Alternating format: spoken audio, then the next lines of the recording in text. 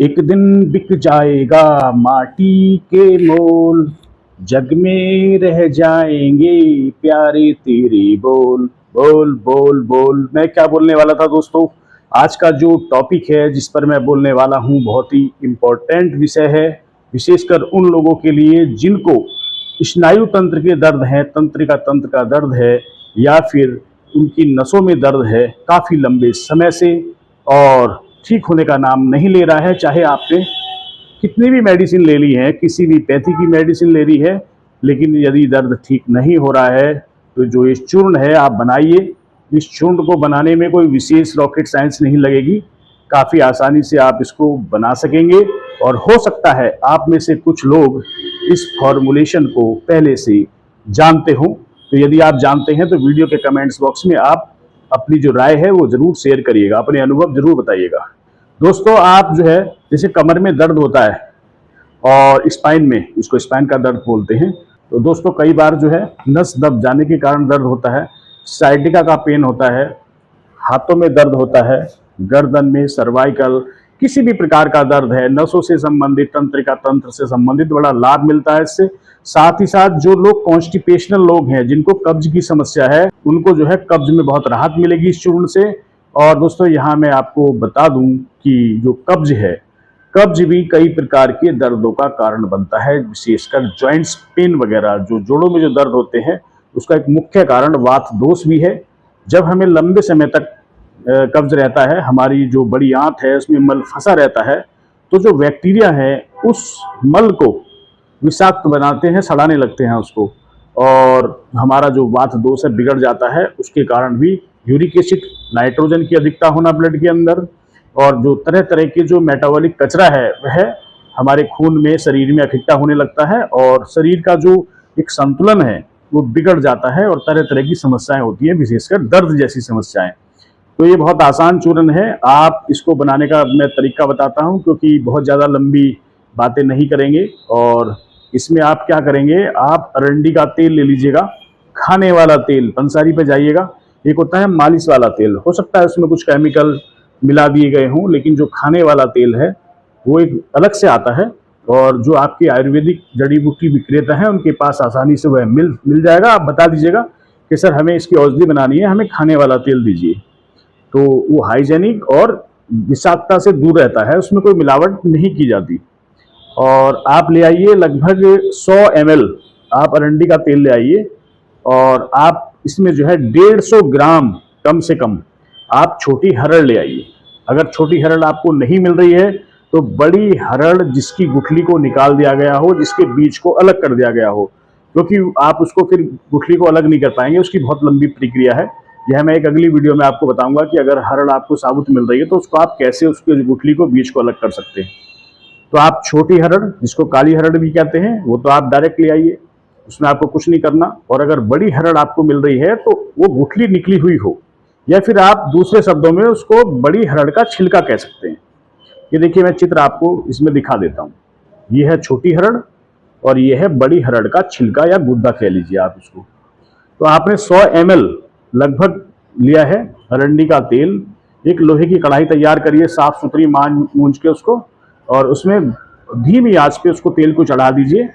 और ये जो हरड़ आपने 150 ग्राम ली है, ये इसमें आप डाल करके धीरे धीरे चलाते रहिए, इसको भूनिए थोड़ा सा, इसको जलाना बिल्कुल नहीं है, ध्यान रखिएगा आप।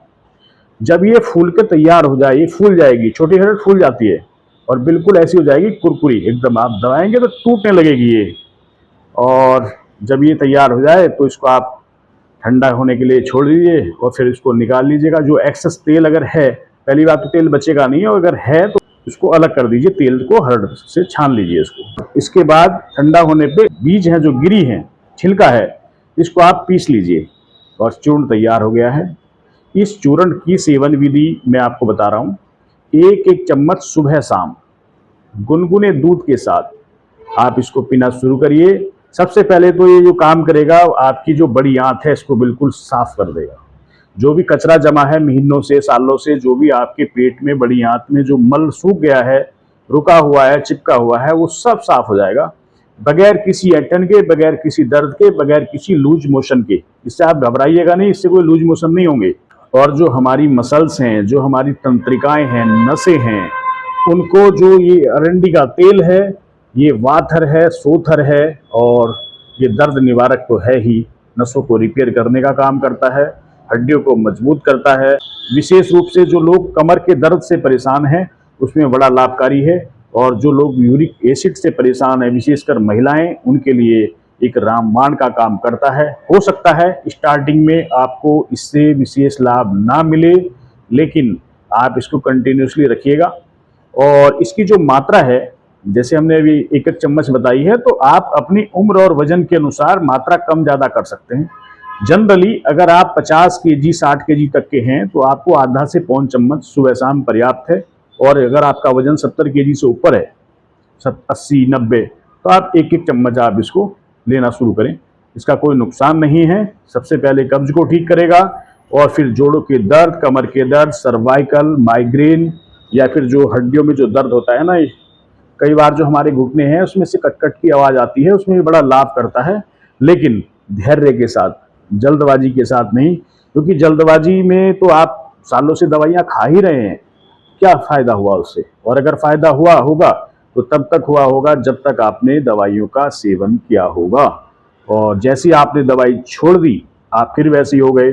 फिर एक नया डॉक्टर आपका इंतजार कर रहा होता है। आपके अड़ोसी पड़ोसी, रिश्तेदार, माता भाई बहन, फूफा फूफी, वो सब बताएंगे कि आप फला जगह से दवाई ले आओ, आप मुजफ्फरनगर से दवाई ले आए, कोई कहेगा सहारनपुर से ले आओ, कोई कहेगा देहरादून से, कोई कहेगा आप बरेली से ले आओ।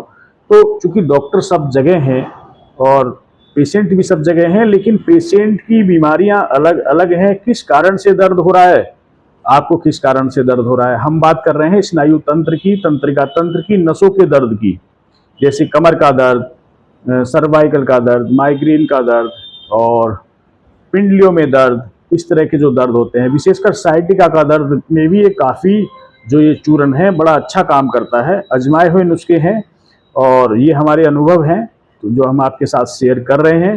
हो सकता है आप में से कुछ लोगों ने ये जो फॉर्मुलेशन है, जो फॉर्मूला है, पहले से आजमा लिया हो और आपको फ़ायदा ना हुआ हो, लेकिन इस पे आप गौर करिएगा कि आपने कितने समय तक इस चूर्ण का सेवन किया है। देखिए, दवाइयाँ तो अनगिनत हैं, किसी भी मेडिकल स्टोर में हजारों दवाइयाँ होती हैं। अगर हम पेन किलर की बात करें तो हजारों प्रकार के पेन किलर हैं जो बाजार में हैं, लेकिन क्या हम उसको अंधाधुंध ऐसे ही खाना शुरू कर दें और ठीक होने की बजाय एक नई बीमारी को जो है अपने शरीर में पैदा कर लें? तो इसको आप एक बार जो है आजमाएं जरूर, इसका कोई नुकसान नहीं होता और फायदे ही फायदे हैं। जैसे हरड़ है, हरड़ को आयुर्वेद में पेट की माँ कहा गया है। आपने सुना होगा, पढ़ा होगा। तो माँ तो आप जानते हैं कि माँ अपने बच्चे का, अगर बच्चा उसका बड़ा भी हो जाए ना, 50 साल तक का, और माँ जीवित है, तो वो उसको छोटे बच्चे की तरह ही प्यार करती है और उसकी चिंता करती है, उसकी फिक्र करती है। ऐसे ही हरड़ है। छोटी हरड़, कच्ची हरड़ होती है जिसको पहले ही तोड़ लिया जाता है, और बड़ी हरड़ जो है, फल जो है पक जाता है उस पे, पेड़ पे, तो उसको बाद में तोड़ा जाता है। तो इससे सिर्फ इतना सा डिफरेंस है। और तैयार करने में जो बड़ी हरड़ है उसको थोड़ी सी समस्या आती है, लेकिन अगर उसकी गुठली निकली हुई है तो कोई समस्या नहीं आती। तो फॉर्मूला तैयार है, आपने नोट कर लिया है, इसको आप बनाइए, इसका आप सेवन करिए, और आपको इससे कितना लाभ हुआ है वीडियो के कमेंट्स बॉक्स में आप कमेंट्स करके जरूर बताएं। दोस्तों, हम यहाँ आपको बता दें कि हमारे यहाँ जो गांठें हैं, जैसे यूट्रस फाइब्राइड्स है, इसकी ओवेरियन सिस्ट है, ब्रेस्ट में जो गांठें हो जाती हैं, या गले में गांठ है, जिसे विशेषकर थायराइड की जो गांठ है, इसका बहुत अच्छा इलाज हमारे यहाँ उपलब्ध है, और वो भी काफ़ी सस्ता और ऑथेंटिक। यदि आप किसी प्रकार की गांठों से पीड़ित हैं और गांठ पिघलने का नाम नहीं ले रही है, नहीं उड़ रही है, आपने हर पैथी की दवाइयाँ इस्तेमाल कर ली हैं, या फिर आपके डॉक्टर ने कहा कि आप जल्द से जल्द ऑपरेशन करा लीजिए, तो आप एक बार हमारे इस नंबर पर, जो कि आपको स्क्रीन पर दिखाई दे रहा है, एक बार मैसेज करें या फिर आप कॉल करें और एक बार सलाह जरूर ले लें। हो सकता है कि आप ऑपरेशन से बच सकें। देखिए, ऑपरेशन तो लास्ट ऑप्शन है ही। यदि आप ठीक नहीं होते तो आप अल्टीमेटली ऑपरेशन ही कराएंगे। देखिए, अगर डॉक्टर ने कह दिया है कि ऑपरेशन होना है तो ऑपरेशन आप करा लेना, लेकिन 1-2 महीना, 3 महीने, जितना भी आपका कोर्स है, जो भी आपके साथ डिस्कस करने से जो भी निष्कर्ष निकलेगा, एक बार आप उसको आजमाएं जरूर। और बहुत महंगी औषधियाँ नहीं है। आपने कितनी महंगी औषधियाँ खाई होंगी ये तो आप ही जानते हैं, और हम भी इस चीज़ को समझते हैं कि आजकल जो ट्रीटमेंट है वह कितना महंगा हो गया है। तो आप निराश ना हो, ये नंबर है, इस पर आप कॉल करिए, व्हाट्सएप मैसेज करिए, एक बार आप इसको जो है आजमाइएगा जरूर। दोस्तों इस वीडियो में बस इतना ही, मैं मिलता हूं एक नई जानकारी के साथ। नमस्कार।